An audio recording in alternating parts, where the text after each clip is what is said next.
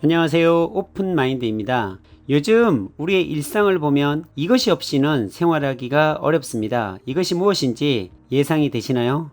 바로 반도체입니다. 현재 스마트폰에는 40개, 노트북에는 70개, PC에는 100개, TV에는 120개 정도의 반도체 칩이 사용이 되고 있고, 내연기관 자동차에는 200개의 반도체 칩이 사용이 됩니다. 더 나아가 전기차에는 무려 2~3천 개 이상의 반도체가 필요로 합니다. 이렇게 많은 곳에 사용되는 반도체는 코로나 팬데믹 이후에 전 세계에서 일어난 반도체 부족으로 인한 산업계의 혼란만 봐도 반도체 칩이 글로벌 산업과 경제를 좌지우지한다는 사실을 알 수가 있습니다. 앞으로 나날이 커지고 있는 반도체 시장을 둘러싼 글로벌 반도체 패권 전쟁은 갈수록 심화될 것으로 예상이 되는데요. 그렇다면 알면 알수록 복잡하고 전문적인 지식이 필요한 반도체 시장을 우리가 관심을 가지고 알아야 할 이유가 무엇일까요? 제가 항상 토지 투자에 있어서 강조하는 것이 신도시가 생기고 산업단지가 발전하는 곳에 투자를 해야 한다고 매번 말씀드립니다. 산업단지가 건설되어 일자리가 창출되고 인구 유입이 늘어나고 도시가 발전하여 땅값이 올라갈 수밖에 없는 환경이 갖추어지는 곳에 바로 투자를 해야 합니다. 그리고 아무 공장이 세워진다고 다 이런 환경이 갖추어지는 것이 아니라 4차 산업을 이끌어갈 만한 산업단지가 훨씬 더 많은 영향력을 끼칠 수가 있겠죠. 그것이 바로 반도체 산업이라는 것입니다. 최근 우리나라의 대표 기업들이 반도체에 막대한 투자를 하기로 세부 계획들을 발표했습니다.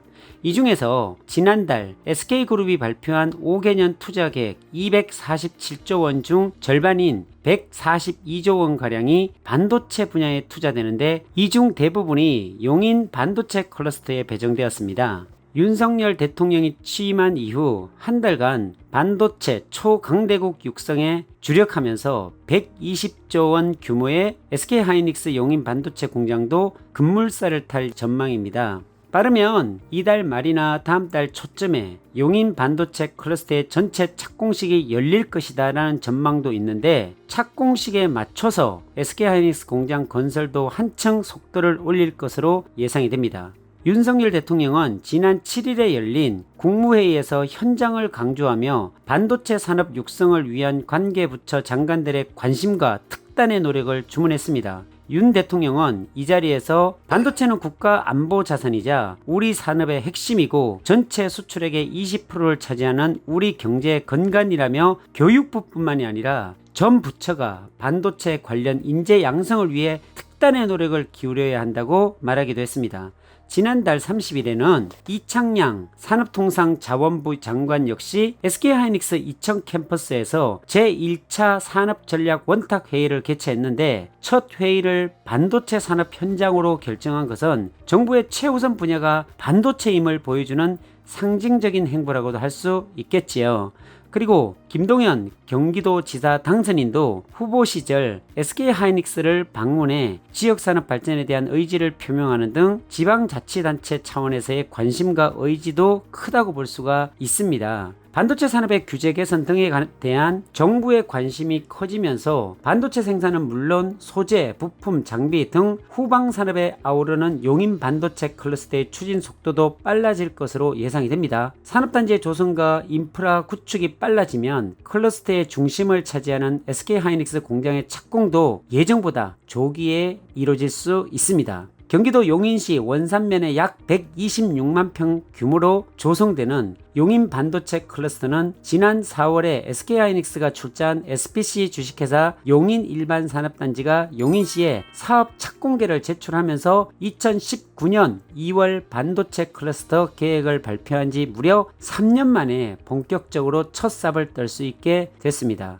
용인 SK하이닉스는 그동안 지자체 인허가와 토지보상 절차 지연 등으로 인해 사업 추진에 난항을 겪었지만, 최근 토지보상이 70% 이상 완료가 되면서 착공계를 제출할 수 있었던 것으로 전해집니다. 현재는 토지보상이 완료돼 확보된 곳을 중심으로 부지를 정리하는 기초공사를 진행 중에 있습니다. 부지공사가 시작되면서도 착공식도 조만간 열릴 예정인데, 윤석열 대통령의 참석도 예상된다고 합니다. 산단 공사에 속도가 붙게 되면 공장의 착공 역시 원래보다 빨라질 가능성도 있기 때문에 이를 통해 SK하이닉스의 공장의 착공도 탄력을 받을 것으로 예상이 됩니다. SK하이닉스는 용인 반도체 클러스터에 120조 원을 투자해 반도체 팹 공장 4기를 건설하는 프로젝트를 추진하고 있죠. 지난달 SK그룹이 발표한 5개년 투자 계획인 247조 원 중 절반인 142조 원가량이 반도체 분야에 투자되는데 이 중에서 대부분이 용인 반도체 클러스터에 배정된 것입니다. SK에서도 용인 반도체 클러스터에 얼마나 큰 기대를 가지고 임하는지 알 수 있는 대목이죠. SK하이닉스는 현재 계획으로서 산단 조성이 시작되면 2025년 초에 첫 번째 공장 건설을 시작하고 2027년 완공을 목표로 하고 있습니다. 이제 첫 삽을 뜨기 시작한 용인 SK하이닉스의 미래가 궁금하지 않으신가요? 제가 매번 말씀드렸듯이 용인의 미래를 보려면 평택 고덕신도시와 삼성 반도체를 보면 알 수 있습니다.